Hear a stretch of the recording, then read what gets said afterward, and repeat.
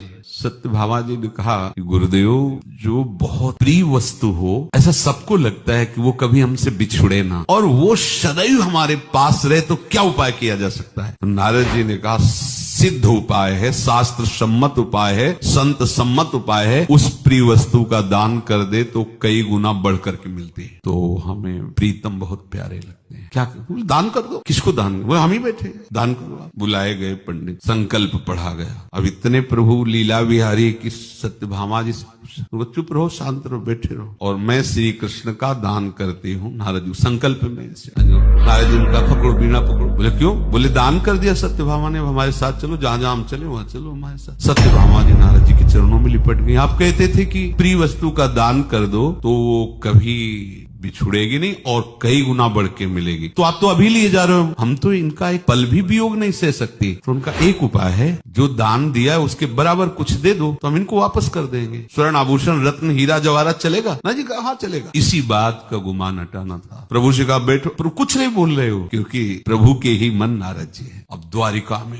ये बात फैल गई। सत्यभामा जी ने दान कर दिया संकल्प युक्त नारद जी को। अब नारद जी ने एक उपाय बताया कि बदले में आप स्वर्णाभूषण। रुक्मिणी जी आए सत्यभामा जी की तरफ कि ये तुम्हें क्या सुहाई दिया, ये तुम क्या सोच रहे हो श्री कृष्ण को? इनके बराबर कुछ खड़ी है उदास के, कैसे इसको समझे? कुछ भी बोलेंगे तो गुमान में शायद ये न समझ पाए। बड़ा तराजू लगाया गया, एक तरफ प्रभु को विराजमान, प्रभु नारद जी की तरफ देख के मुस्कुराए। नारद जी का बस फटाफट लाओ अपने आभूषण चाहो। कुछ नहीं। रुक्मिणी जी कुछ नहीं, बहन बचा लीजिए, नहीं तो हम श्री कृष्ण के बिना जीवित नहीं रह सकती। हमारे पास के सारे आभूषण सब चढ़ गए, अगर बराबर नहीं होंगे तो श्री कृष्ण को ले जाएंगे नारद जी, और हम इनके बिना जी नहीं सकते। चुप रहे रुक्मिणी। अष्टपट रानियों के सबके आभूषण मंगाए गए और बड़ा तराजू का पड़ला सब चढ़ाए गए। द्वारिकाधीश की संपत्ति टस से मस नहीं हुई। अब तो ये नारद जी का नहीं दे पाएंगे ना, उठाओ बीणा चलो हमारे साथ। अब सत्यभामा जी चरणों में गिरी। नारद जी का तुम्हारे पास संपत्ति नहीं है ना? हाँ नहीं।